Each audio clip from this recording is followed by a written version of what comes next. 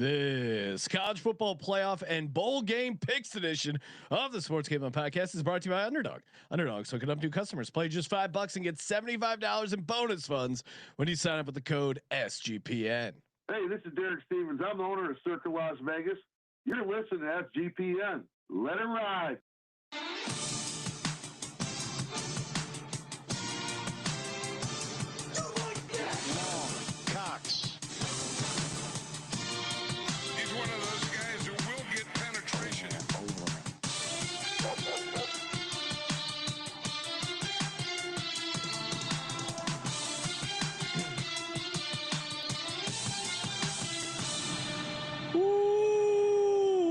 Welcome everyone to the Sports Gambling Podcast. I'm Sean, stacking the money green with my partner in picks, Ryan, Real Money Kramer. What's happening, Cram? Dog. Oh, free at last, Sean. I'm back. Free at last. Back in LA. Oh, you were in Vegas, right? I was very Vegas Christmas. But it's Vegas with the family. Oh, okay. So not as You know I'm a degenerate. It's not the same.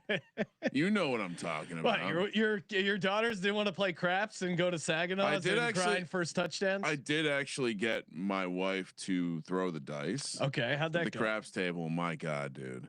It was one of those times, as we've talked about, play the pass line, max odds, and then 2 come bets. Yep. So we're fully loaded. She then proceeds to rip off the number 8 and the number 5, like 10 times in a row. We're not on them. Oh no, we're not on them. No. There's hard 8s happening. A parlayed hard 8 would have gotten to the 3rd rung. Oh man, of the ladder. So it didn't turn out all that great, but yeah, got the kids involved in some sports gambling. As I discussed on the recap show, I did have my kids and the entire section in on the idea of Daniel Bellinger scoring a touchdown. So yeah, it was good. But yeah, it's not the same when you do. Here's the problem. You end up having to sneak off to do the normal stuff. Where when I'm there by myself, there's no sneaking. Yes. I just have to act like I'm going to do something with you. What's fun is when I pretend like I'm going to do something between the hours of 4 p.m. and 5:30 p.m. That's nap time. Nap time. That's nap time. Joining us on the line from the college experience, Colby Nant, aka Pick Dundee. Colby, what's happening? Good eye, mate. How are you? That's not a pick. This is a pick. Hey, shout out to us. Struggled maybe in the original part of the bowls, but went on a nice bowl heater, 8-1 with our locks, including the Army triple lock. My UTSA got home, Georgia Tech, SDSU, San Diego State with a beautiful all-time backdoor. That was a great cover. How about ECU with 10 starters out, sticking it to Pitt? We got a quarterback that had never started a game, running backs that had never started a game, receivers that had never started a game, and we still beat these little ACC bitches. Narduzzi just sucks at bowl games. It's great. They were like what was it, like two something on the money line. Yeah, dude. I actually think it was worse because more ECU players ended up opting out. So I think you could have got 4 something by the time that thing kicked. Yeah. So good times. We got a bunch of bowl games to rip through, and then some real college football playoff matchups. Kramer, what do we got? Well, and also that if you didn't watch that UTSA game live, Cousin Mush was on UTSA. Okay. And I bumped into Cousin Mush about I'd say 2 scores into the game when UTSA was down 14-0. And the idea, like, very close to ripping up the ticket, like the whole 9. Meanwhile, they won by 37. And the way that thing turned around.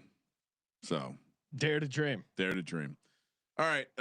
Yep. Shout out to the Bulls. They mean something to somebody. Wouldn't that be a funny twist if the Illuminati was lost their power because college football finally said no more bowl games? Some of the bowl games were fire, dude. The Hawaii Cal game was absolute fire. You know what makes a someone fire who was game? on Cal, it wasn't, but yes, no, it was a great game, and the way it ended was wild. It's crazy too, the makeup of one of these great bowl games. What it involves is 2 teams trying to win the football game, Colby. It's this real novel idea. You get together, you play a competition where there is a score, and you using your best players going against their best players, just like back in the day when each city would pick a fighter and they would just fight to the death. And if your guy died, I guess you're bending over for the rest of your life.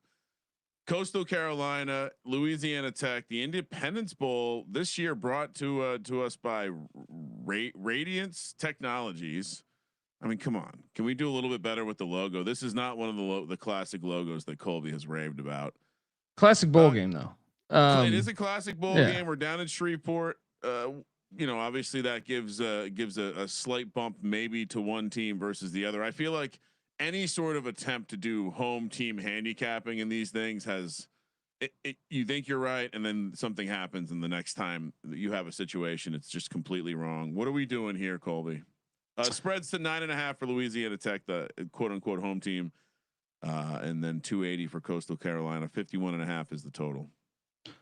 I feel like the bowl games we've struggled with most have been the ones with coaches out.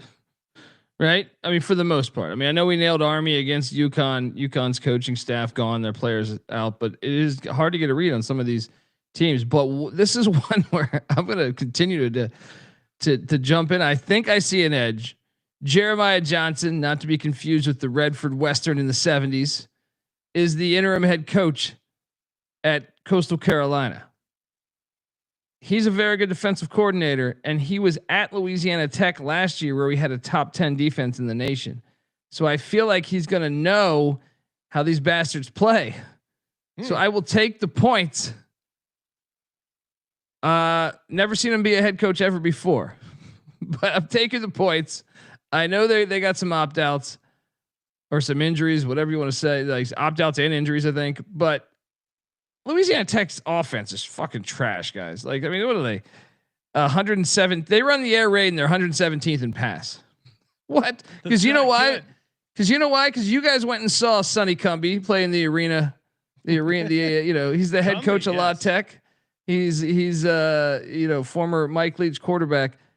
I just don't think they can move the ball offensively that well. They're 85th in total offense. So I will take the points in Coastal, even though La Tech should have the crowd. I'm going Louisiana Tech. I feel like these big favorites have been, with the exception of Pittsburgh, I feel like the big favorites have just been destroying teams. With the exception of ECU and the upset, all these double-digit favorites have just been cruising. I see your case, Colby, but I'll take Louisiana Tech laying the big number. Kramer, what are you doing? I would say that so far my thesis is on the coaching and location based handicapping. I've been wrong so far. So give me Coastal Carolina. That would have had me laying the points with La Tech, but now I'm gonna fade my own process. Give me Coastal. Okay, you're fading your own process. Well, I like that. Pretty much all of the games where I've handicapped based on a coaching staff, like Colby mentioned, and or a location. I mean, the Mormons, we got kicked in the nuts by a hook.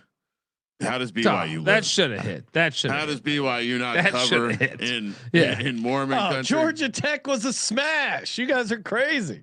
Well, I'm just pointing out that was a location based handicap. I was on. Wait. On what did we get a number here? Did I get a different 4.5? Oh, Georgia Tech. I got 3.5 in real life. Okay. Yeah. What do you mean real? This isn't real life. Yeah. Well, my ticket did not hit. So.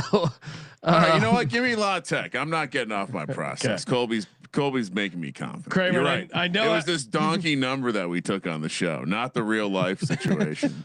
Kramer, can you boost our audio? Our audio is insanely boosted. Okay. Are we still low? There were some people in the chat who were saying that. No, that's not the case. Like on our side, we're borderline peaking. So we'll see. Maybe they'll continue to fuck with me. Another game on the 30th, aka Tuesday, 2:30 p.m. on the West Coast. Nashville, Tennessee plays host to Tennessee and Illinois. Another location-based handicap. Colby brought out the Goatsy Illinois logo, which I'm sure the Volunteer would love to sniff. -3.5 for Tennessee, -165 on the money line. The Fighting Illini +140, 61.5 is the total. I'm torn in the Music City Bowl because, one, Colby, is this where is this being played? The Nissan. Oh, not. Stadium. I was going to say I was looking for the Liberty Bowl. I didn't see. I'm torn. This is a location based handicap on one side. On the other side, it's Brett Bielema, who I love to bet on. I do think this is one of the harder ones because this will be a very pro Tennessee crowd, obviously, because they all live in Nashville. But Bielema does like to stick it to these SEC teams. He's talked a lot of shit about him. And remember that he stuck it to South Carolina last year. But man, I just feel like it's a little different. I think where they play South Carolina, like Florida. This is going to be such a Tennessee crowd. I'll take the Vols. I know they fired their DC Tim Banks. He's now at Auburn. And then a couple of their guys hit the portal, but I tend to think the home crowd. This is like one of the ones where it's like legit home crowd for a bowl game. Oh yeah, they're going to be going nuts. Yeah, I'll take the Vols. Yeah, no, Tennessee rolls here. Lay the 3.5. Their offense is awesome, and yeah, I mean Illinois' defense is all right, but I don't know. I think Tennessee should be able to move the ball against them, and I will take the home team here, laying the 3.5. Kramer, so Colby, you think the Tennessee fans like this was their goal for the season? To be at home in the let Music me tell you City something. Tennessee fans are like, you can say what you want about a lot of their school shit, but they show up, man. And it doesn't matter. It could be fucking softball. They show up. I think they will pack this place, and knowing that they get a Big Ten foe coming in there, I think they'll be ready for it. Give me Brent Bielema. Ooh, okay. Yeah. Joe Judge coaching trick. Yeah. When in doubt, Kramer leans into that. Joe Judge was pretty integral in developing the great Jackson Dart. So come full circle on that situation. USC, TCU, and I believe we're still on Tuesday now, 6 p.m. on the West Coast. We're in San Antonio for the Alamo Bowl.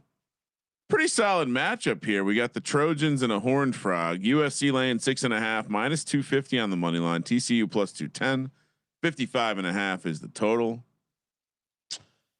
Yeah. So obviously this is the first game since Lincoln Riley and USC canceled Notre Dame. Yeah. But Josh Hoover, TCU's stud quarterback, is not playing.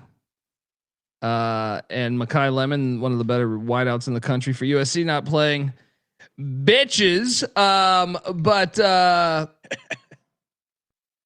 I tend to, this is interesting because they're former, this is kind of, there's kind of a cool storyline to this because they're both on Mike Leach's staff at Texas Tech, Lincoln Riley and Sonny Dykes. So they're going to be running a lot of the same shit. I just think USC is a better team this year, especially without Hoover for TCU, who's their best player. You got to take the Trojan men. So give me the Trojans there minus the points. Trojan men. I'm going against it. Give me TCU in Texas. USC, I don't know what their record in bowl games are, but they fancy themselves a playoff team. I think teams like them who got shut out of the playoff or were close, who a lot of whining. I mean, Lincoln Riley was bitching about having to go to what was that game in like the Central Time Zone? I don't know. He was bitching all Purdue, season about it was like at Purdue or something. Yeah, it was Purdue. That's what he's not gonna get this team up for a bowl game against TCU in San Antonio. All these like, how many bitches are on like what like when I just think about all these players, I will not play football. You are alive a certain point of your life where you can actually play the game of football, and you're just gonna say no because you're gonna get injured. You have a better chance of getting fucking injured taking a shit. You know what I mean? Like this is ridiculous. Fucking such bitch ass culture. Yeah. USC rolls though. They're the better team this year. A shitting injury would be pretty. I mean, you get the wrong dive. Elvis died taking a shit. Huh? There's a lot of people that died taking a shit. Oh, Elvis. Yeah. Well, This wasn't a health nut. Those fried peanut butter and jelly sandwiches and pills, probably not a great combo. Are we sure he died on the shitter, or is that just like a graceful way to let him go out? Oh, also, I mean, he probably died jerking off, and they're like, "Oh, we can't tell. We can't. We gotta class this one up." of those David Carradine. He had a belt around his neck or something. I'm taking TCU in the points. I just don't think USC cares at all. Well, I would point out that since Lincoln Riley this was his 3rd season or 4th season, Colby. I think it's his. I think it's 4th. 4th, right? yeah, because he was in the Pac-12 for a couple of years, right? Put up 45 points in the Cotton Bowl against Tulane. Put up 42 points against Louisville in the Holiday Bowl, and put up 35 points against Texas A&M last year in the Las Vegas Bowl. I think this is the nice time for Lincoln Riley. Okay. He gets to show off his offensive stuff. To your point, Colby, they are going to be running a lot of stuff, and they're both going to make each other look good, right? They're buddies. Let's get the score up. Let's score maybe 50 something points each. In the end, USC better team. Give me the Trojans. And Lincoln Riley, I mean, he's kind of like one of these NFL teams we talk about, like the Bengals, Sean. He shows up when it doesn't fucking matter. Maybe that's the angle. I'm still going TCU. That's that ECU. It's too many points. That's that time at ECU. Oh no, we showed up when it fucking mattered. We had 10 starters out. No one knew anybody, and we went there on a cold ass day in Annapolis, Maryland, and we did our duty. All right, I can't say the same for a lot of these other schools. We showed up. You could tell our football culture. We could see. How about those ECU fans too, showing up all the way to Annapolis, Maryland? That's what I'm talking about. Get this shit out of here. You wish your Hokies. You wish your fucking Hokies would show up like this. What bowl game are they in? Right? Listen. Yeah. Well, they of course they're not worried about bowl games because they're recruiting the hell out of players. And I mean, if you didn't have a car and much money, Sean, or it would be difficult to get from North Carolina to Maryland. Iowa, Vanderbilt. I mean, I'm going after ECU fans and Raider fans in the same week. This is a full I'm going to just wait till the Buccaneers hear what I have to say to them this week. Iowa, Vanderbilt. We're in Tampa, Florida on New Year's Eve day, 9 a.m. on Wednesday. Vandy laying 5.5 -210 on the money line. Iowa plus 175, 46.5 is the total.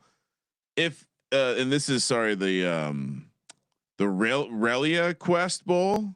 I mean, God, it can't be that much, Sean. We got to be so close. I mean, this is even like a stock photo they use for the graphic.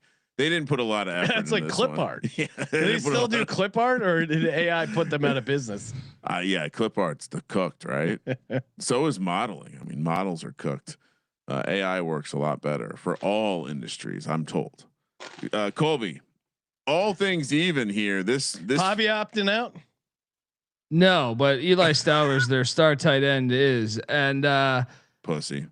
Well, I don't think Kirk Ferentz has ever been pissed on, and that ain't going to start tomorrow. This defense, I think, will keep Pavi in check. And Pavi is his top target. Eli Stowers opted out, so I'm all over Iowa here. I think Iowa's live on the money line. And look back, man, Iowa is, to me, this is why they should have a large playoff, because I think they would really have a good chance of fucking up a lot of teams.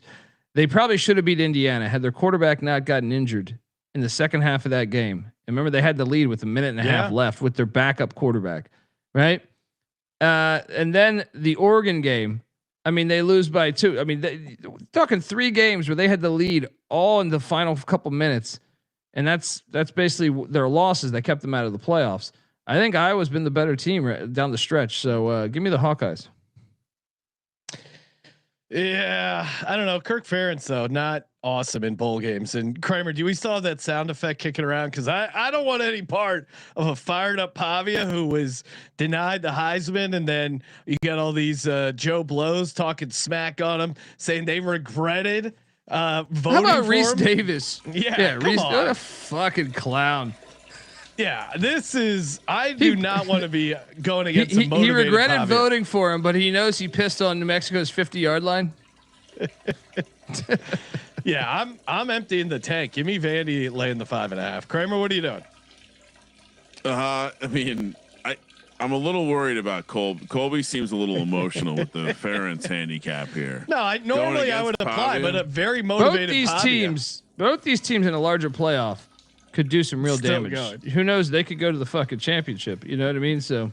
Said we had to see JMU and Tulane. Yeah, I'm with you, Colby. We should have been Vandy. they are in their spot too. They are in their spot too. But we just need a larger playoff. Checkmate. I agree. Kramer. This is the same sound drop. It's like a 2-minute sound effect. Give me Pavia. I think Pavia realizes the brand that he's building. Yeah. And just like Jake Paul, you got to get some good spotlight dubs on the old record. A bowl game win. Do you guys think, because it's up in court? It's up in court right now. He said he's done with college, right? But I think there's a case that we'll know in the next 2 months. Basically throwing out all of your JUCO years. That would mean he could potentially come back. But he's already set up for the record. He's going to the NFL draft. What's he gonna do there? What? That's what I'm saying. Like, why would you not come back for another mill? Dude, you can make a bunch of money. It'd be one thing if the NFL was like dying to draft you, but I don't get the sense, unless you want to have like the best punt protector of all time. I don't know what Pavia is going to be doing at the quarterback position. I mean, he's just too small. He's a great college quarterback, but there's no way he can play in the pros. Is he watching the NFL? He probably is. He's like, Phillip Rivers is 50. He's probably like, why can't I do this? Right? I would. I think he should go watch Shador's body of work and then maybe reevaluate. Arizona State, Duke, 11 a.m. on Wednesday, New Year's Eve day. We're in the beautiful Sun Bowl, El Paso, Texas. Colby, I think you forgot your stadium logo. Or is this not being played in the beautiful Sun Bowl? No, it is. There's only so much room on the sheet. Brought to you by Hyundai. Yeah. Arizona State catching 3.5 plus 125 on the money line. 49.5 is the total. Did they intentionally get two devils together here in a place that's been called hell on earth, El Paso, Texas? I ain't messing with no devil. I appreciate the theatrics of this one, Sun Bowl. Well done. They know what they're doing, man. They always know what they're doing. And this, believe it or not, when you see they played in 2014, that was the first time they ever played. It was this very Sun Bowl matchup. So this is a repeat of that. No devil here. I don't understand why Duke's favored. Yeah, I don't. I think Arizona State's been the better football team all year. Brian Parker, the Duke offensive tackle, has opted out. He's like going to be a top 2-round draft pick. Obviously, there's no Sam Levitt for Arizona State, but he's been out for a while. And the quarterback whisperer, Kenny Dillingham, has done a good job with Jeff Sims. So I'll take my chances on Arizona State. I think they could win this. Just play this on the money line. I think they're better. Yeah, I think they're live. I think Duke kind of shot their wad there that last game of the regular season. I think Arizona State's going to care about this, and there's a lot of good momentum for this Arizona State team, and Dillingham and not going anywhere. I think kind of rallies the team. And Venezia's pizza. All right, it goes perfect pizza. When you're watching this game in Arizona. It goes perfect. I mean, Kramer, this game. How much are these Venezia guys paying him? I know the pizza's delicious, but my God, Colby. I will say I won't. I'll buy Colby one free slice of pizza. I'll hold off on any commentary, as one of the schools my daughter has been accepted into is Arizona State. I don't think it's super high up on her list, but there is always a chance that Venezia's may. I might need to come calling with that favor. Venezia's is awesome. Kramer, what are you doing? I wanted Dillingham to be better in bowl games. They do have experience in this bowl game. So yeah, let's play Arizona State. We are an Arizona State program. We're not a Duke program. So Arizona State. I think that's our first consensus play here on the Arizona Wild or Sun Devils here. Almost called it the Arizona Wild. David Matola in the chat, I think he just choked on one of his jalapeno poppers at the Applebee's in Yuma, right? Hey, shout out to Kalshi. Maybe you are at the Applebee's in Yuma, or maybe you're in California. You can trade in Kalshi in 50 states. New traders get $20 in their account when they use our promo code SGPN. Terms and conditions apply, but available in all 50 states right now. Get in there, get in on the action. Great prices because you're trading against other sports fans who you might know more than. So good opportunity to like gobble up some fish.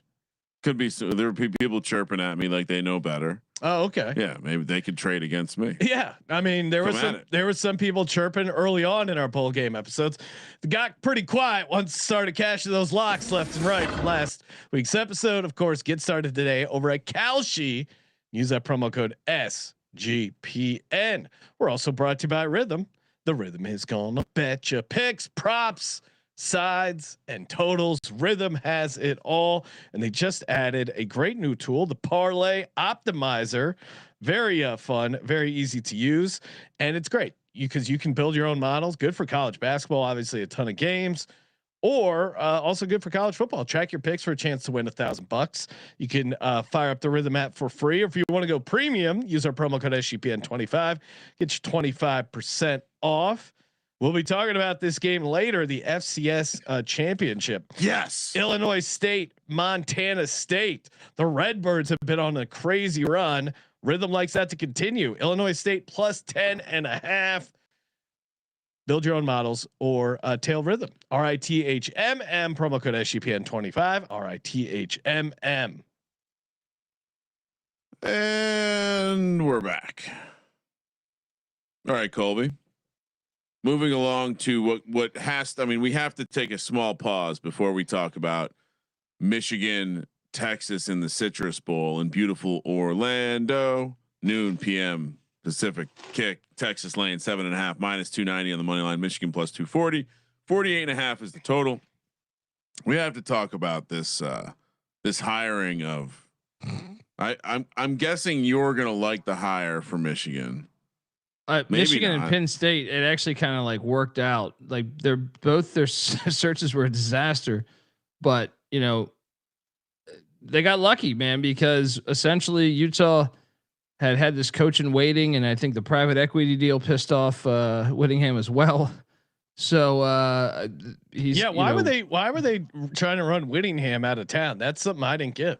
These dumb schools keep doing this coach and waiting thing, and then they have a different athletic directors that doesn't have as good as a rapport as the previous one with Whittingham, and it was basically trying to say like, dude, we got to get this. We have the coach in waiting here, and it's like, how about you just never do a coach in waiting? Like this rarely works. The only one I can think of is Shire, where you knew like. And that was kind of like the year before, like having years of coach and waiting. Remember Will Muschamp was supposed to take over for Mac Brown. It just never works out. And Utah, I think, looks like complete fucking idiots here, because not only that, he's gonna be taking his OC from what I understand. And I imagined like, why piss off a guy that's been with the university since 1994? No, you know what I mean? Crazy. Like, you're winningest coach in the history of the program. They should build him a fucking statue. And they went out of their way to piss him off. So like, it's Michigan got lucky though, because they got a way better football coach than they had, or even like there was talk about Jed Fish.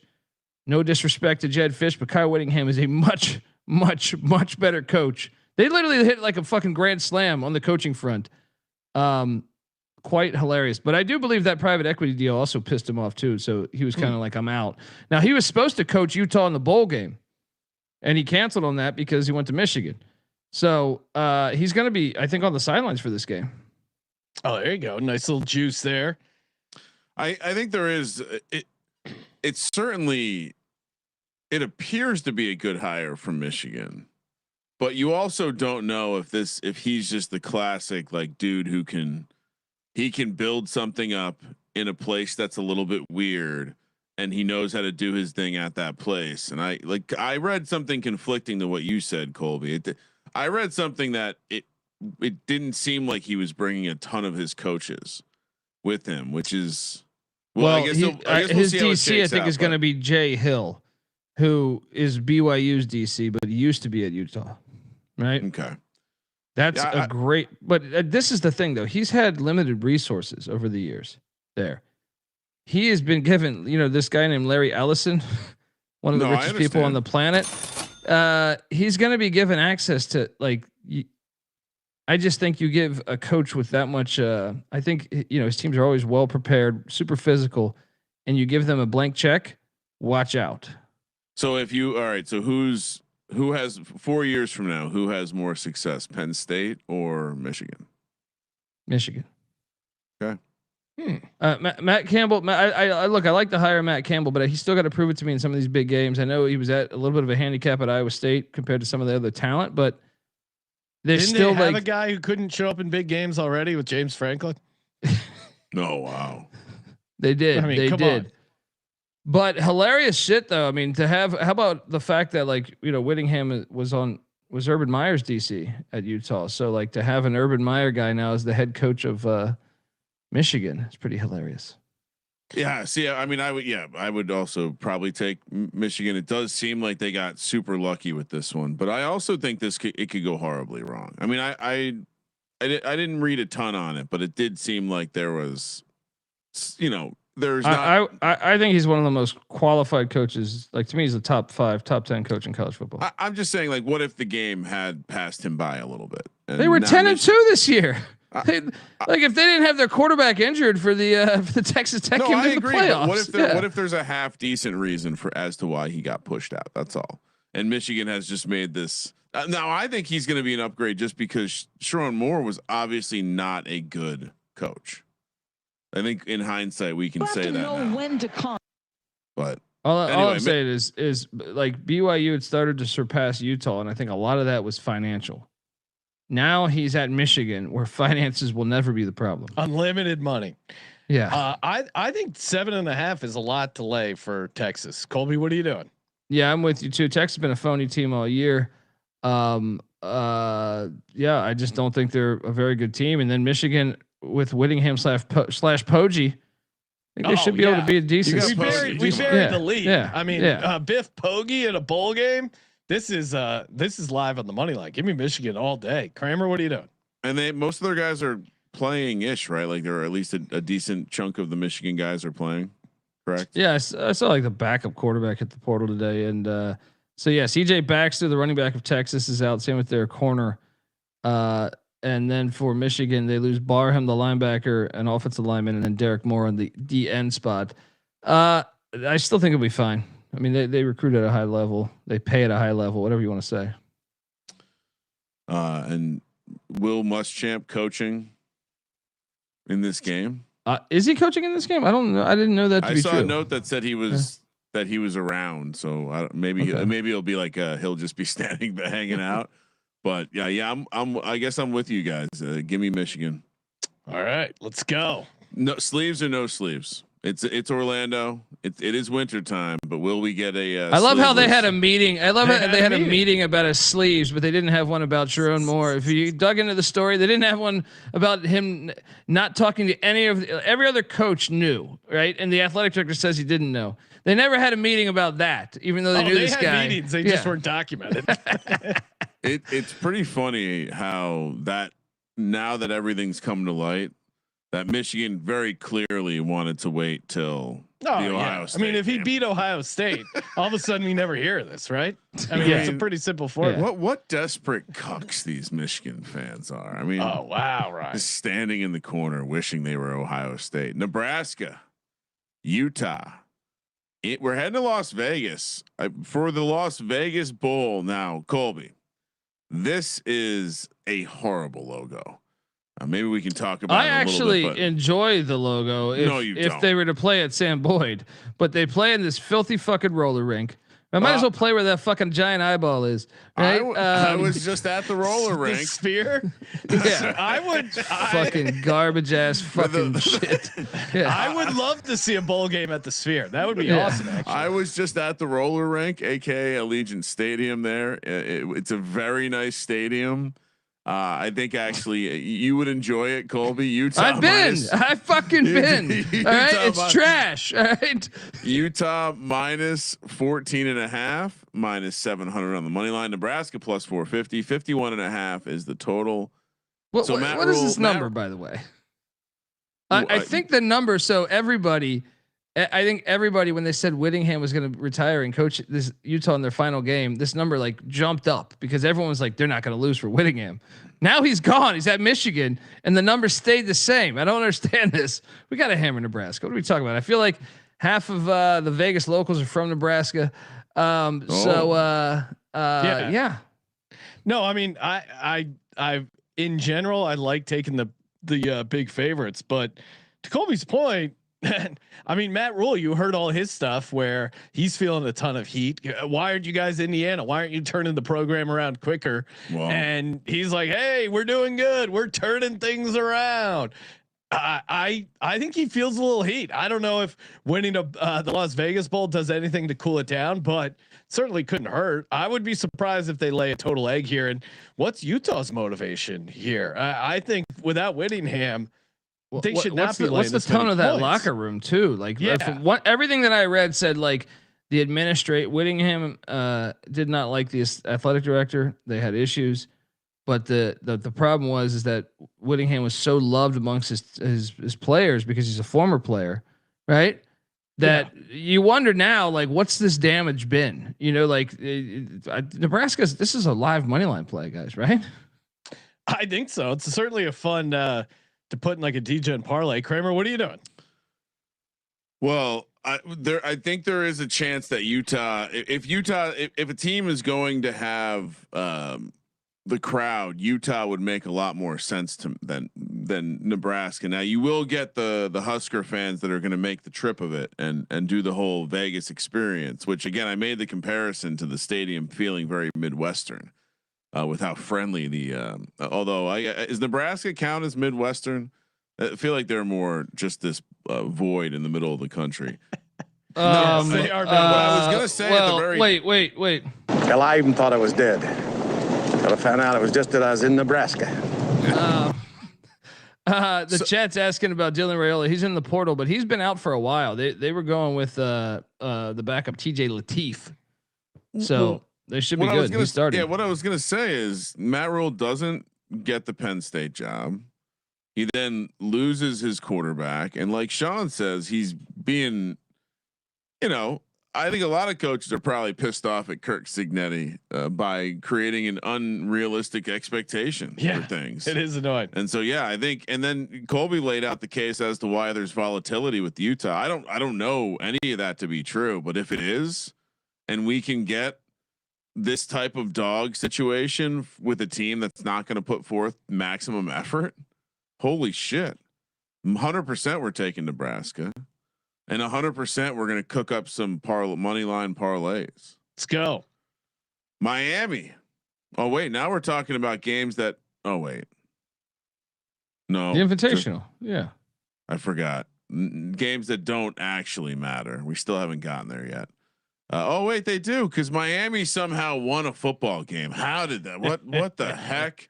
They're playing Ohio State, biggest spread in the second round. So that means we should talk about how the Miami shouldn't be here, which I think people would agree with. They're in Arlington, Texas at Jerry World, I assume. 4:30 p.m. on Wednesday. Ohio State laying 9.5 plus 280 on the money line for Miami. 40.5 is the total.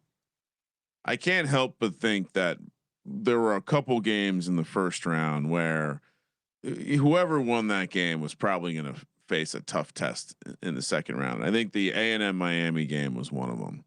Ohio State has looked the part for most of the season. It comes down to, do I really want to lay the points? Now, when it actually put to the test, Sean, at the window, at the Circa on Friday, this is the game I didn't get the paper ticket on yet. Because I wanted to hear what Colby had to say. Oh, wow. I can tell you this, Miami, the fact that you keep getting these 2 weeks off, they didn't have to play in the ACC championship because they probably would have lost, because that was the very next week. And that's a problem for Cristobal teams, is week to week preparation. Now, when they get 2 weeks or the beginning of the year, they've actually fared out pretty well. So I'll take the point. I think Miami getting 2 weeks here, it's unfortunately it's not at the real Cotton Bowl, it's at that bullshit, but I think that will to me, Ohio State has looked great, but you can also make a case like they haven't played great competition. I think Miami's D line can give Ohio State some problems. I really do. Ohio State's not a great rushing team this year. They're 62nd in the nation. So to pass the ball, which obviously they have amazing wideouts and a great quarterback, but Miami can get after it, man. So I think they can stay with this. Spread's a little too big. Ohio State somebody win the game, but I'm saying like this line is pretty ridiculous here. And don't forget Cristobal. He did go into the horseshoe and catch him when he was with Oregon. So I'm with Colby. I'll take Miami. I underestimated in that first game. I mean, to go in to College Station and basically blank the Texas A&M, I think was a huge credit to their defense. And I think the time off, rest versus rust, I would be surprised if Ohio State's offense gets cooking early. I think Miami's defense is going to be there. And I think they're going to be able to, as Colby mentioned, the D line against this Ohio State offensive line. If Ohio State's offense does get going early, yeah, maybe they cover this, but I think if anything, their offense, it's going to take a little bit to get cooking, if at all. So yeah, give me Miami and the 9.5 points. Kramer, I assume you're fading Miami. I have to. I wasn't expecting that, although I should have known better. Colby does hate himself Ohio State. All right. So if I'm convincing myself of why I need to take Ohio State here, the answer of the question would be clearly one, Texas A&M's offense was like posed no threat. The receivers played like relative shit. The quarterback played like relative shit. But you don't credit Miami's defense for anything. I'm giving them some credit for it, but the ceiling for what we know Ohio State's offense to be is on a different level. It's true. And so starting there and then watching Miami's offense really just rely on Kadarius Toney's little brother to do everything. I have a feeling Ohio State will see that and we'll work some stuff out there. I still don't trust Carson Beck. I'm going to lay the big number. Can I talk about this? Miami is the second best offense that statistically that Ohio State has faced. The only other one Ohio State faced that is better is Indiana, and they lost that game. Yeah, I don't know. I watched that Miami team last week. I understand Texas A&M has a good defense, but tough spot. Now it's on a neutral. Yeah. Well, who do you think will have the crowd, Colby? Miami or Ohio State? Ohio State. Yeah. Michael Irvin will be ravenous on the sideline, though. Barking like a dog. You go against my Canes, Ryan. We got to get him on the show. I feel like he could be a fun interview. He seems to have moved past giving a fuck about anything. Oregon. They don't have enough coke. I mean, he's literally hanging out in a college campus. Yeah. Think about how dangerous that could be. Sounds fun. He's not working for Michael Irvin. Not working for any corporations to hold him. I mean, I saw him one time at you remember that bar Dylan's on Hollywood and Vine? Yes. I saw him there once with like 5 25-year-old chicks once. Shit you not. Snow bunnies. Yeah. He's having a good old time. He's buying tequila shots. Seemed like a hell of a nice guy. I don't mean to. Yeah, I'm not going to start any rumors here, but as you know, Sean, I did live in Colby too. I lived in a part of town that might be known for promiscuous men who like other promiscuous men. And I will say, Michael Irvin was spoken about like he was some sort of white whale. Oh, so really? I don't know if it's the nostrils or just the general energy, but he's got a vibe. Yeah, when I was getting 2 for 1 at the cantina on a Thursday night happy hour, which by the way, great place to wait, those are 2 for 1. You mean drinks, right? Drinks, yeah, drinks. Yeah. Anyway, just some gals chatting it up over at the water cooler. Oregon laying 2.5 in Miami for the Orange Bowl against Texas Tech. -135 on the money line. Tech +115. 51.5 is the total. The money has continued to come in on Oregon. Obviously, we've been impressed with Texas Tech all season. They haven't played in a bit. Colby, why is everyone in love with Oregon here? It seems like it's been very one-sided in this game. I'm scrambling to pull up the bets. I just think last year's thing, the way they got beat down, that blowout. Remember that was like 34-0 with like 5 minutes left in the second quarter. They're thinking it's revenge, even though JMU put up over 500 yards of offense against this pesky Duck defense. Why are they making us wake up at 9 a.m. on New Year's Day for this? Come on. That's where it pays to be on the other side of the coast. But come on, yeah, country, yeah. New Year's Eve, and we're gonna set an alarm clock. That is a foul play. Foul play. I'm gonna take Texas Tech though, guys. I don't know who the hell will have the crowd here, but I just think look at what Oregon's did. Like, I know they blew out JMU, but JMU still moved the ball better than I thought they would in Eugene, even in the first half, right? You look at they've kind of struggled against teams, with a decent offense. I know they got past USC, which I guess is a top 25 offense, but that was in Autzen. I think away from it, go back and look at the Indiana game, even though that game I guess was in Autzen too, but Indiana was able to really do things to that defense that I was surprised. And now you're playing the best offense you faced all year, the number 5 offense in the country. Texas Tech, lots of weeks to prep for this too. I like the Red Raiders, man. I think they're gonna win this thing outright. Yeah, I'm with you. All over the Red Raiders. The offensive and defensive line of Texas Tech, like when they went in and won in Utah and brought some physicality, I was like, holy shit, this Texas Tech team is good. And I haven't seen anything that has changed me off that. They lost that one game with the backup quarterback in that weird spot. They've also been dominant ATS. They've lost one game ATS all season. I know because I was on it. But yeah, they're gonna take care of this. The physicality they're gonna bring to Oregon, I think, is gonna be a surprise to Oregon. So yeah, Texas Tech and the points, and obviously they're live on the money line. Kramer.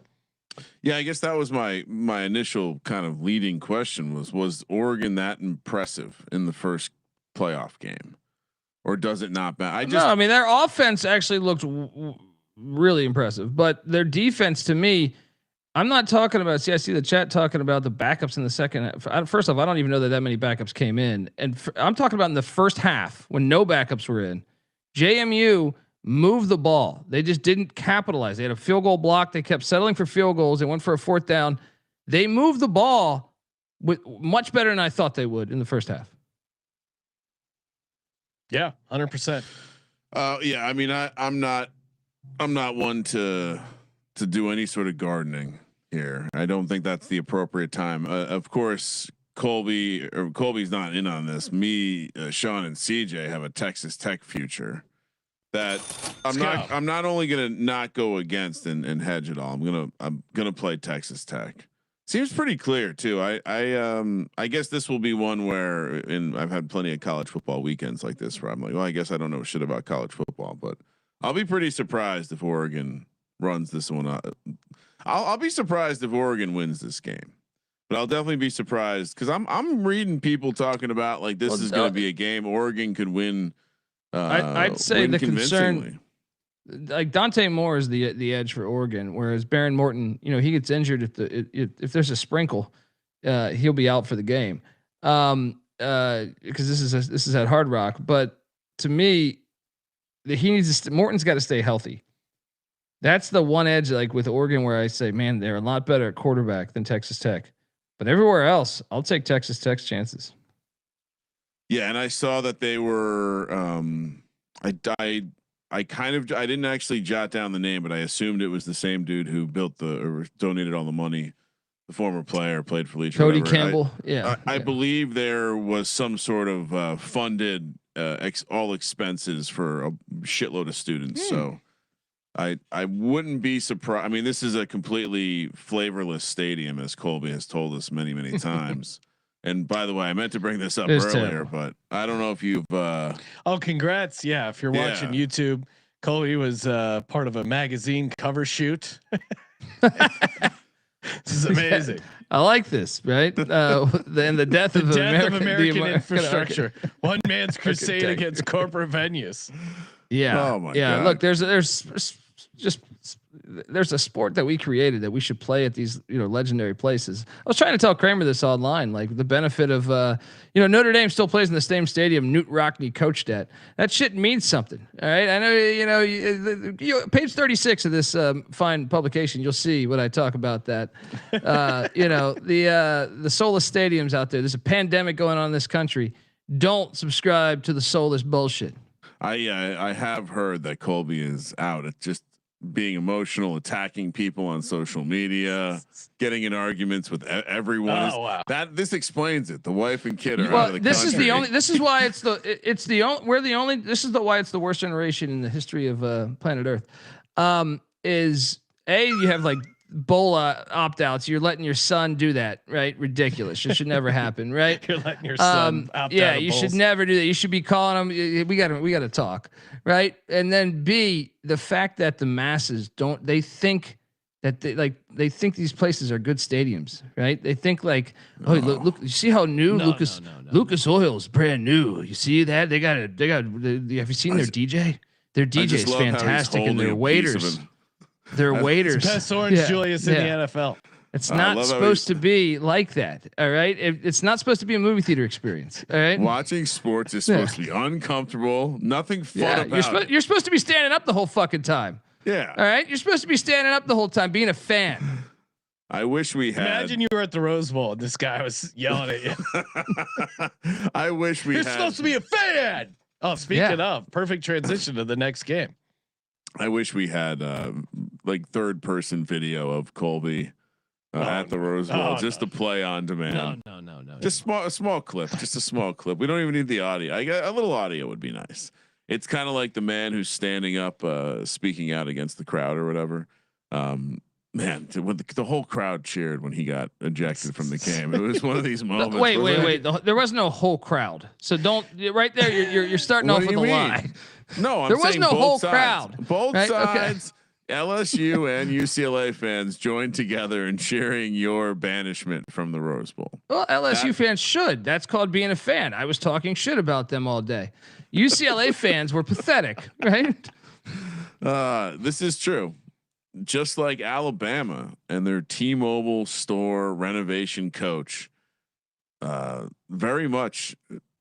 That last game, as soon as the Alabama Oklahoma, even before it actually got played, I was like, I'm fading this team next round. Now we're at the Rose Bowl, 1 p.m. on the West Coast on Thursday. Bama's catching 7.5. Wow, this number has moved. Plus 210 on the money line. 47.5 is the total. I laid the 6.5 on Friday. Locked in a nice good number there, Sean. I found Alabama to be very fortunate in that game. I didn't find Oklahoma to be a very good team, and I thought they very much so. The moment was too big for them. Why do you think this crossed 7? Because we broke this game sharps down. like me are betting on Indiana. Well, we broke this game down on VSiN. It was 6.5. It takes a lot usually to move for a big game like this to move from 6.5 to 7.5. Colby, any thoughts on any information we may have missed or something that came out? This is just all betting action related, moving the number. Maybe 7. Omar Cooper is going to play. Their wideout, who's really good for Indiana. He's going to play. I guess that was in doubt. I guess a little bit. Maybe. I don't know that to be exactly the case, but that's my first thought. But DeBoer as a dog is pretty fucking fire in his career. Just in general as a dog, like. I go back to Fresno, go back to wherever the stop is. He's been very good as a dog, and that includes when he was an OC. So I think the play is definitely taking the points, but I do think Indiana, like Alabama, can't run the ball. I've said this the whole season. They're kind of a bitch team. They play like bitch ball. Indiana's run defense is awesome. It's one of the best. Yeah. So. I don't even think they're going to have to blitz. So it's going to, I don't know how Alabama does it, but I just think DeBoer as a dog can stay in this fucking game enough just with the athletes at wideout, I guess. But yeah, I think it's just a little too many points. I think Indiana probably wins the game, but give me more than a touchdown. Give me the Tide. Feels like he's getting cute there. Yeah. Now we know why he picked the 7.5. Because I had to double check this because I was like, man, that is a big move.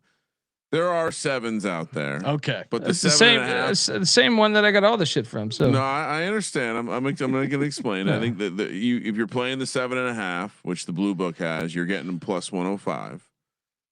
Now, but we see why Colby chose the 7.5 to help his position. I didn't see another option.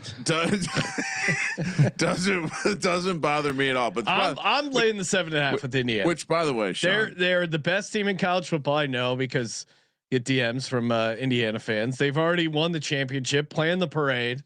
There's no stopping this team. Well, and don't get me wrong. By me laying it with Indiana, that doesn't suggest that I like people from Indiana. I'll lay it with Indiana, and if they don't cover, I hope they lose outright. That would be sweet. It's justice. supposed to rain too, which I actually think that's very bad for Alabama. But you never know. But you never know if that's LA though. LA when they say it's supposed to rain for 15 minutes at 8 a.m, you know, like no, Colby, we had a 24-hour period last week where we received almost 10 inches of rain. We had an atmospheric river. I don't know if we're having that. If you're telling me it's really pouring down all day, I think I might Benedict it because Alabama can't run the ball. Yeah, Colby, they need it to be somewhat clear. I'll say this, as you know, I'm not a weather person, but there is an expectation that LA is going to get hit with rain again this week. Thursday would be the most likely day that the rain is heavy. And so I think I think it's going to be real rain. All right. Colby's on Colby's on Alabama for now. Kramer and I are in India. I think he's Benedicted. No, Colby? Actually, if you rain all day, you're sure. I'm pretty sure it's going to rain all day. We got a live Benedict. Give me Indiana then. Just based on the weather. They need dude, they're one-dimensional team. You have to be able to pass the ball. They're not going to be able to just man up and run on the line of scrimmage. And Bowers, he's big into the glitz and the glamour, the beautiful office he created there. He's going to be distracted by Los Angeles. All right, next up, I'm kind of with Sean. I think the order of the games is pretty intriguing to me. The primetime game, 5 p.m. on the West Coast, Ole Miss and Georgia. We're in Nolens for the Sugar Bowl. I think they're okay. SEC on SEC. We think that's going to do the best numbers. Well, it's the only way they win these matchups. Yeah, that's how the SEC gets. What are they? All 2-4 right now. They're 2-4, and one of their wins was against an SEC foe, and the other one was a rematch against Tulane, an old SEC foe. So it's not been a great start for SEC, but they're going to get one of these teams through to the quarterfinals, or I'm sorry, the semifinals. Colby, Georgia laying 6.5 here, minus 225 on the money line. Ole Miss plus 190, 56.5 is the total. Lay it. Yeah, right. I this is another paper ticket. So officially, I took Texas Tech on the money line. I took Indiana laying the 6.5, and I took Georgia laying the 6.5, and this is one where, again, you read the discourse of sharp, gambling social media, really X in my case, and it's like a lot of people seem to be gravitating to Ole Miss for some reason. And I think when I watched the first round of the college football playoff, it seemed pretty clear that for the most part, I was like, aren't we just going to get the top 4 seeds advancing here? None of these teams necessarily stood out to me. I mean, Ole Miss played well, but it's the exact kind of narrative where they pop their head up for a game and then competition gets tougher and the replacement coaching staff doesn't get it done, et cetera, et cetera. I think that's what you highlight is can Pete Golding manage a game like this? Now he looked good against Tulane, but that's Tulane, Yeah. Now you get Kirby Smart this much time to prep for one game. Yeah. Yeah. Well, and I'm sure he was prepping for Ole Miss even before they beat Tulane. He's probably had 5 weeks to prepare for this replacement Ole Miss offense. Their defense not quite as strong as previous years, but still pretty damn good. So yeah, I'll take Georgia laying the 6.5. Colby, you're laying it as well. Yeah, you gotta. I mean, you don't know where. Okay, Ole Miss looked all right against Tulane. Tulane also left some shit out there that I thought like they moved the ball, like the first drive, like, don't get me wrong. Ole Miss was a way better team. They made the plays, but it didn't give me, they didn't like completely lock them down to the point where I was like, hey man, Georgia better watch out for this Ole Miss team. So no, Georgia rolls. And a little bit of a team that's returning to the scene of the crime. This is where Georgia got thumped by Notre Dame last year. So yeah, I'm on this. Well, I guess we'll talk about it later for the lock segment, but this feels like one where we're gonna look back and be like, "Yep, that was easy." I'm too confident. January 2nd, aka Friday, we'll be in Vegas, Sean. Sports Gambling Podcast Live, 10 p.m. East Coast on Sirius. 10 a.m. Oh, our show's not. Our show's 10. Our show's at 10 p.m. I was plugging our show. Oh, okay. And I know you don't like free plugs. We'll move on. Rice, Texas State, Fort Worth, Texas. Texas State laying 14.5, minus 750 on the money line. Rice plus 475, 57.5 is the total. Sean, do you remember when bowl games were all played on New Year's Day? What? These bowls are lost. Just put them down. They're like they're like an old bison who's left the herd, been kicked out of the herd. You just got to put him down before he hurts someone. Yeah, what are you doing over here, January 2nd, Texas State and Rice? Go back with the pack. Yeah, college basketball is going. What are we doing here? There's literally, wait, so they're only playing playoff games on New Year's Day. The tradition is gone. College football's over. Colby, what are we Colby's doing? new age college football. I'm laying it with Texas State. At number this big, you got to lay the points. Colby, what are you doing? This is a funny cap because Texas State's rush defense is fucking terrible. Rice runs the shit out of the ball, right? The top 15 rushing offense. They run the option, but Rice's pass defense awful, 112th, and Texas State is a very good passing team. So something's got to give here. But give me, come on, 2 touchdowns to the option team. They're going to bleed the clock. Give me Rice to stay within this number. No way. I have a note here. Colby always takes I have a note here that says whatever Colby says about Rice, don't listen. I'm so excited. Look, I'll say this: we locked up the over this year 1. Scotty Abel coming in. That's a hard fucking job, right? Does this sound like an unbiased handicap? Yeah, hard job. So now buckle up because the next 3-4 years are gonna be fucking fun to watch. Let's go. Real quick, how many college football teams are there in the land, Colby? 136 in the FBS. 136. Rice is 130 out of 136 net EPA per play. Oh no. So they're also, Sean, they somehow made a bowl game winning only 5 games. They went 2-6 in conference. How is that? What are we doing, Colby? No, I thought you had to win 6 games to get a bowl. Absolutely. No, they can do whatever they want. The Bulls can do whatever they want. When are people going to realize this? The Bulls are the politicians. The politicians are the Bulls. No one wins. Everyone should hate them. Navy. I'm on Texas State laying 14.5. For those who can't listen to the fucking show and realize who I'm picking. Navy laying 7.5 against Cincinnati in Memphis, Tennessee at the beautiful Liberty Bowl. Minus 280 for the favorites. Cincinnati plus 230. 54.5 is the total.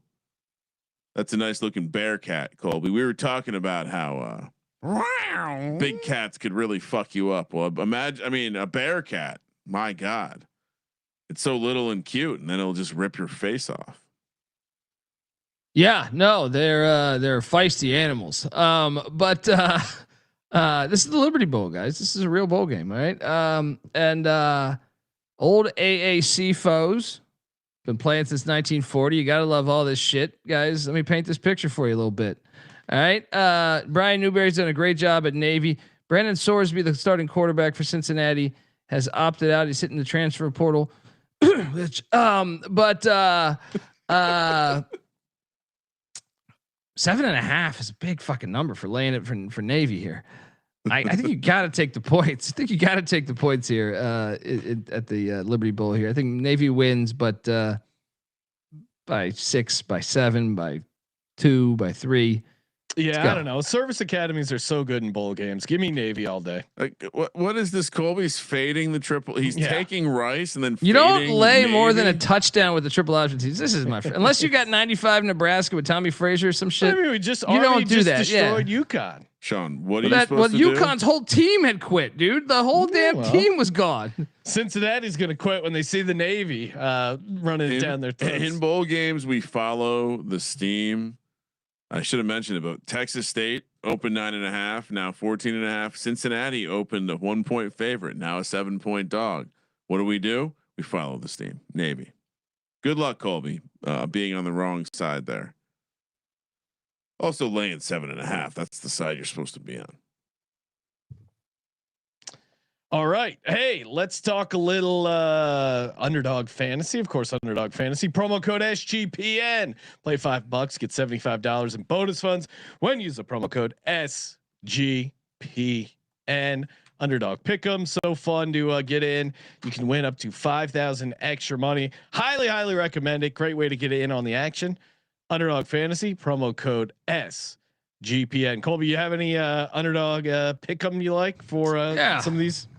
Yeah, let's go to I think Dante Moore will be able to throw for more than 228.5 pass yards against Texas Tech. No. Okay. Texas Tech. So we're going to take higher on Dante Moore on 228.5 with the Oregon Ducks. And I'll also take the higher on Julian Sayin at 239.5 passing yards with Ohio State.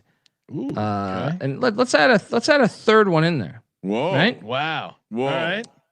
Let's take the Mark Fletcher, the absolute dog running back for Miami. Dog. He's going to run for more than 54 yards. Okay. Against Ohio State. So let's add that to the card too.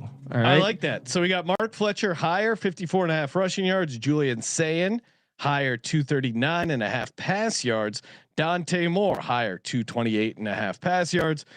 And I got a 50% profit boost kicking around. So that means, well, if you want to do a $10 entry, that would return you $83.60. Underdog fantasy promo code SGPN. And we're also brought to you by Novig. Use that promo code SGPN. Get in on the action. Novig available in a bunch of states, and it's a great price. It's America's #1 sports prediction market. Use our promo code SGPN. Spend $5, get $50.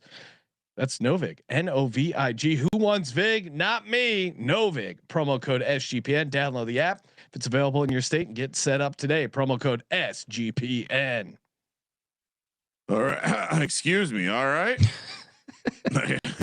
Listen, I Kramer, it sounded like a dad. You woke your dad up off the couch. I did return. I was straight from Vegas. Well, right from. Well, I don't get the head cold.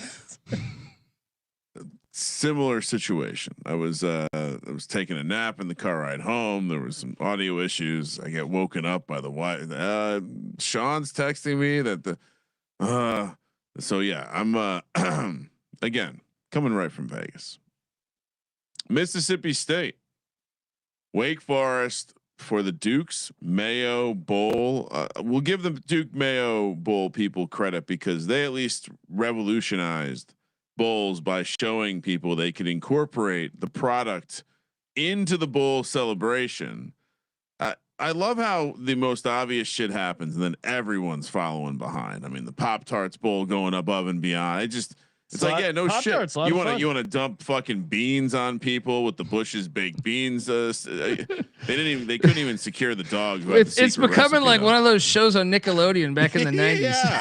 Slime. But it's like all that happened was like, some executives like, my God, those Dukes Look Mayo at all these people social went media, viral. the social media clicks. All we got to do is dump our shit on. Wait, so Mississippi State's laying 3.5 here, plus 130 for Wake. 53.5 is the total. Who's dumping the Mayo, Colby? In Charlotte, by the way. Are you going to this? No. These bowl games, they try hard. Remember the LA Bulls offered me like they were like going to send me a limo, and I was like, no, please. Gronk give you a firm handshake. So wait, so you're telling me you've turned down a limo from the Duke's Mayo people? Well, no, I would take the Duke's Mayo one because at least the stadium's serviceable. Okay. But no, dude, there's a bunch of great college basketball games on. Like, oh wow. I'm not super excited about Mississippi State, Wake Forest. All right, Mississippi State's another 5-7 team. You're shitting on Rice. All right, at least Rice got their academics. All right, Mississippi State's 5-7. They get the pass. I don't even understand how they're favored too. I guess because of that, like the whole like we shouldn't be here. Yeah, give me Wake Forest. The Wake Forest's pass defense been very good all year. Jake Dicker did a great job of that defense. It's gonna look if it's anything like it is today, it's gonna be cold. I'll take the. They'll have the crowd a little bit maybe. Our boys from Starkville. Our boys from Starkville going to Charlotte. Oh yeah, they love Mayo. Come on, this is it's one of the principal food groups in Mississippi is Mayo. So Mississippi State, this Mississippi State team, they've had some tough losses, but I think they get up for this game. Give me Mississippi State laying the 3.5. They were pretty good against the number ATS this season. I think that continues in the bowl. Kramer, what are you doing? Give me Wake. Oh, you're gonna regret that. Possibly. I was taking a last minute look to see if there was been any steam in this game. Not really. All right. Just Mayo. Just Mayo. Yeah. You don't want steamed Mayo. That's pretty nasty. Where are you at with Miracle Whip? Oh, I have a quick 30-second story. In college, apartment, first year living off campus. And it's like, okay, we're going to share grocery duties. And so I'll go to the store, and there are certain items you share with the whole house. And we ran out of mayo, and I lived with this dude named Brandon, and Brandon went to the store, and Brandon came back with Miracle Whip. I still, at this point, I don't see a problem with it. I have no idea what this stuff is, but I'm told it's just like mayo. So I make a nice, delicious turkey sandwich, and holy shit, it is not like mayo. Really? If you maybe take a jar of sugar and dump it into mayo, it is disgusting. Well, if like from the start, Miracle Whip, it is disgusting. We need a Miracle Whip bowl game. Whoa. Yeah. Just no, it's nothing terrible. Good about it. I prefer no Miracle Whip, unless I mean it's not gonna stop me from eating the sandwich if it's already on there, but I would never add it. You know, I'd rather have a dry sandwich than. I agree. If Miracle Whip's the only option, like give me a bone dry sandwich. That's fine. That's fine. I don't mind Miracle Whip. Sean's a Miracle Whip guy. Right? Yeah, come on. That's less calories. Come on, it's a healthy alternative. Calories. Yeah, than mayo. What are you, one of these men who likes to be promiscuous with other men? Okay.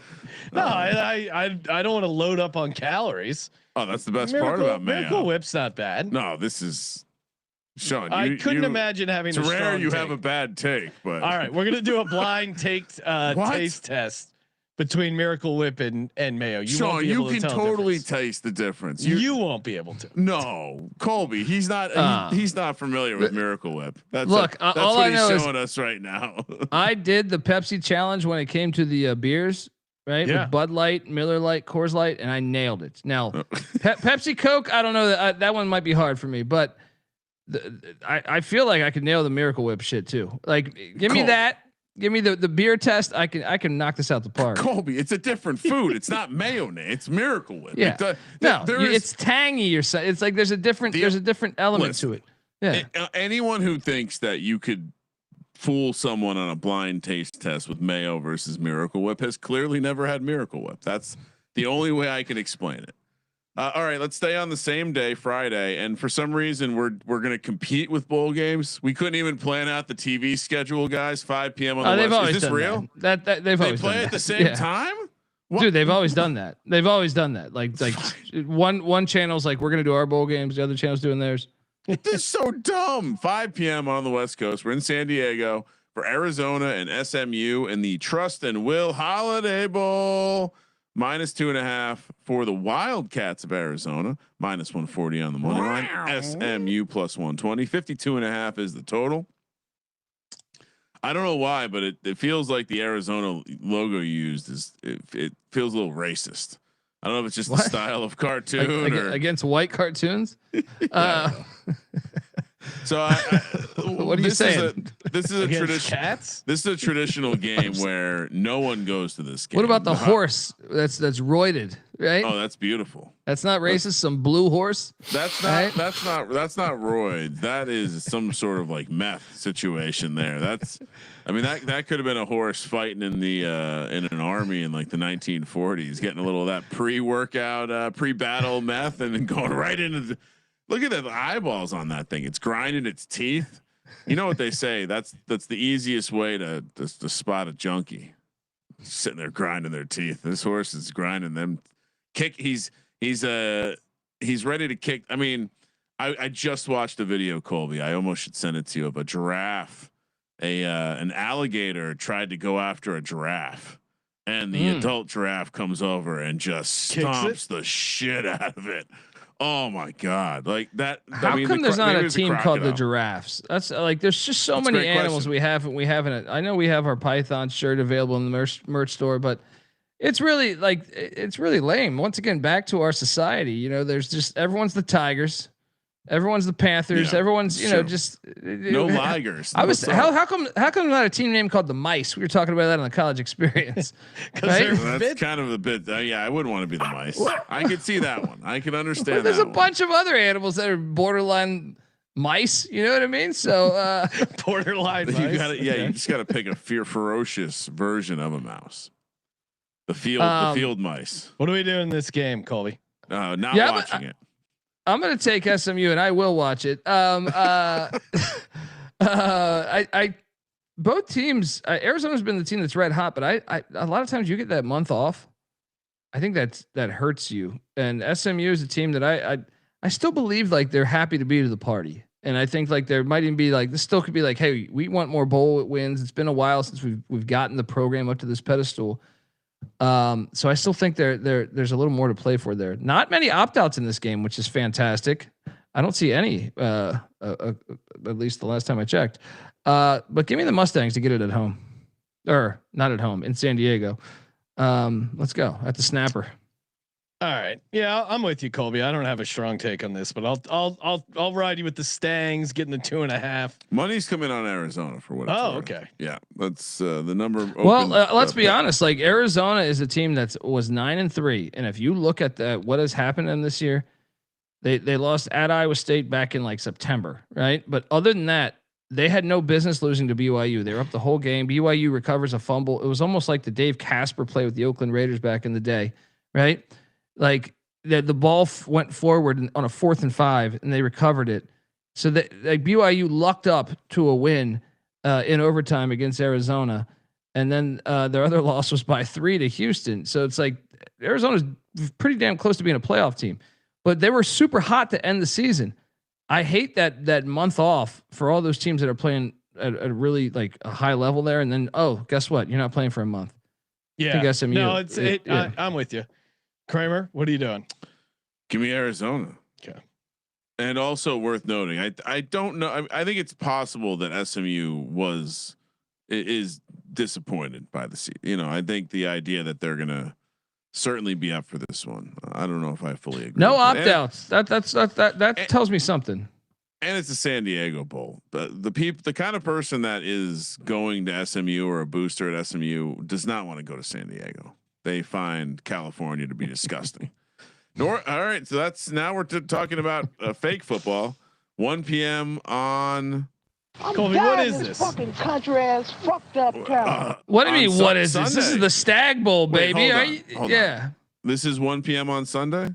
You're goddamn right. We got real football so finally. Guys, it's week 18 of the National Football League.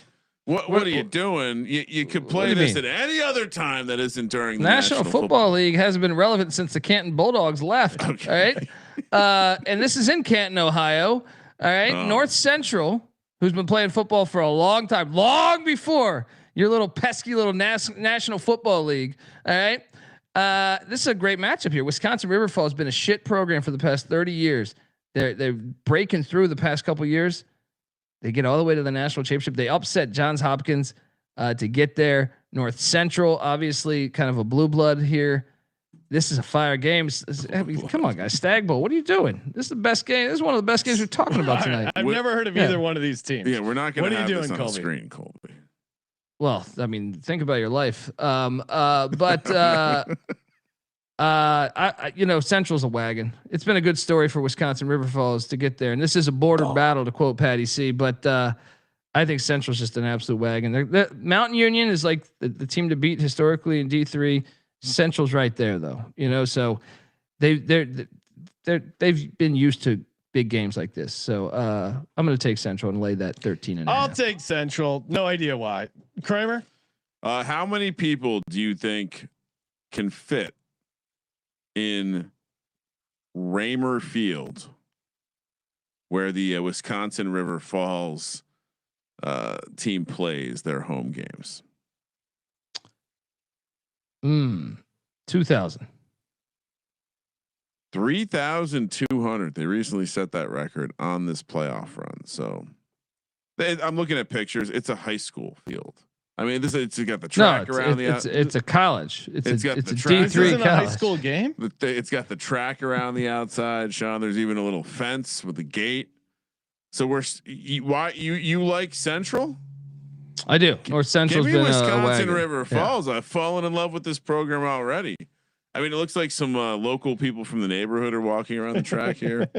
Some old people get their steps in. Yeah, 10,000 steps a day, guys. Come on. Colby will. Colby's gonna be. I was gonna say Colby's gonna end up being a mall walker, but he hates malls so much. He's gonna be walking around getting his steps in at the stadium in Canton, Ohio. While the walk is very important for the dogs, it's also important for Colby. Montana State, Illinois State. Now we're on to Monday, 4:30 p.m. Which this is smart, Sean. There's not a Monday night NFL game this week. This is a good time. This to play is great scheduling by the FCS here. We have Montana State and Illinois State. As I was saying, Montana State laying 10.5 in Nashville. That's where this is being played per Colby. -425 on the money line. Illinois State +330. Wow, we even have money lines for this one. So all right, we like the D. So I like how they call it the D1 football championship. That is very strong as well. I'm going to give because they are the football championship This is how much football has bent over for the bowls. Division 1A, the top dogs, they're called the bowl subdivision.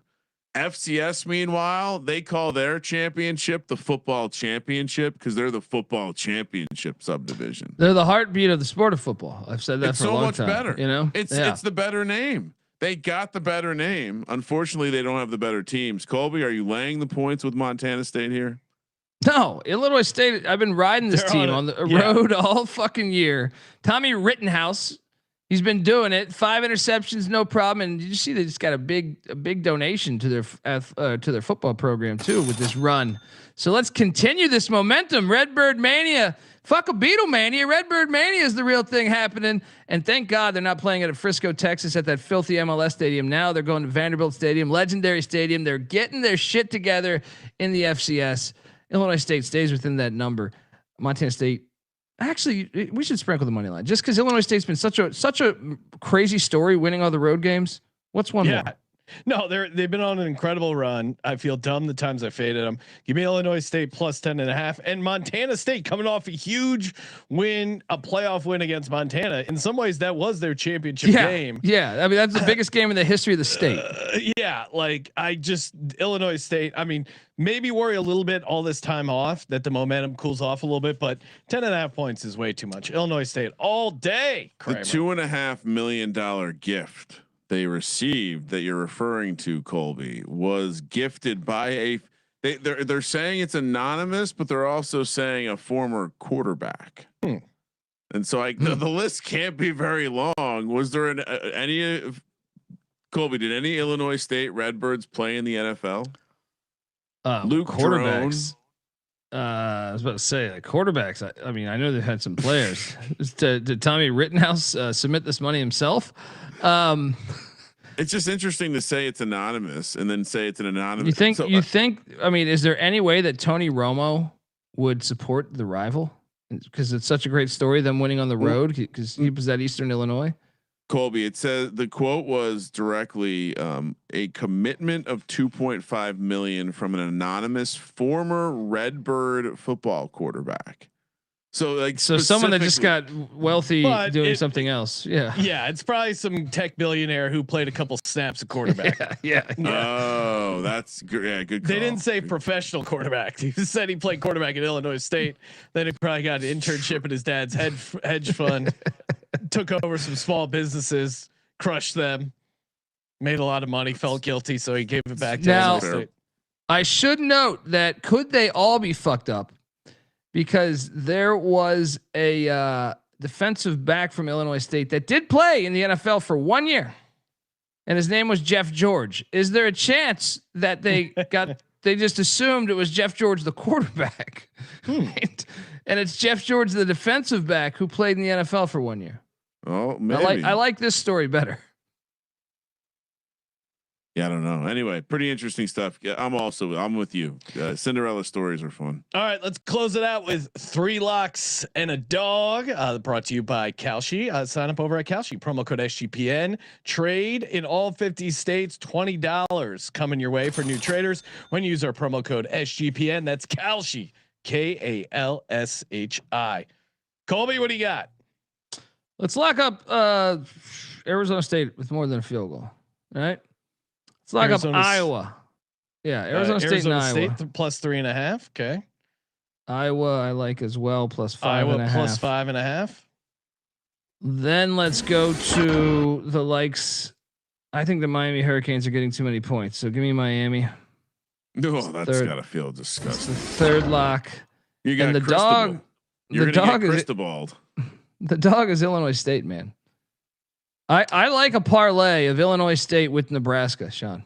Oh yes. Love it. Let's go. All right. I guess we'll do a tease. What's your tease? Wow. The people were not happy. I told you this would happen. Got 0 feedback. Well, they're not going to tell you that. What? Texas Tech plus 8.5. Oh, great tease. That is a good tease. Great tease. Michigan plus 13.5. Okay. USC basically had a pick, right? Or minus a half. Yeah. And probably then, not appropriate to tease Michigan right now in light of the recent situation. All right. For me, give me Illinois State plus 10.5 as a lock. Good spot for them there. Another lock. I mean, Michigan seems 7.5 is crazy. He had a butter knife. Who did? Oh, Sharon Moore. What the hell? That was very odd. Okay, not very sharp. Like the metaphor is right literally there. Not very sharp. I'll take. What if that's supposed to be like super painful? Right? Then maybe that's the angle. He's like, but you do this to me, I will do this to myself, and it will take all night. I'll take Texas Tech plus 2.5. Indiana, best team in the country, lay the 7.5. Lock it up for the money line dog. I think Miami shocks the world. Give me Miami on the money line. That is plus 280. Nice little juicy plus 280 on the money line. I also do like Nebraska on the money line, as Colby mentioned, part of our tease. For our tease, give me SMU plus 8.5. Give me Texas Tech plus 8.5, and then give me Georgia down to a pick or minus a half there on the tease. Kramer, what do you got? Good call, Colby, on the donation, because there is a rich guy. They've donated other things to the school. Barnett Family Field. Danny Barnett apparently played quarterback from 92 to 94, and he has donated. He has a history of significant donations to the program in the past. So it looks like he got wealthy working at IBM or something. So shout out to Danny Barnett. Let's go. Sean was very right. This guy was probably just know, paying his way out of the team, and then bing bang boom. All right, for me, I'll do the audience a favor and keep the locks to the games they're going to watch. Georgia minus 6.5. Lock that up. Lock number 2, Indiana. I of course got 6.5. Lay it. However you feel it, however high up you need to go, that's fine with me. Lock number 3, Texas Tech plus the 2.5. Dog. I think the Nebraska dog angle is very sharp. Plus 450 on the standalone. And for my tees, it's bowl season, so what could possibly go wrong here? Give me USC pick, Vandy or USC -0.5, Vandy +0.5, and give me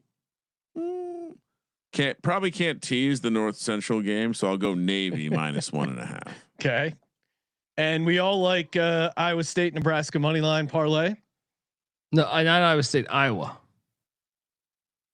What did I? Or sorry, Illinois State Nebraska money line parlay. Okay. Yes, I like that one. Yeah. I like that.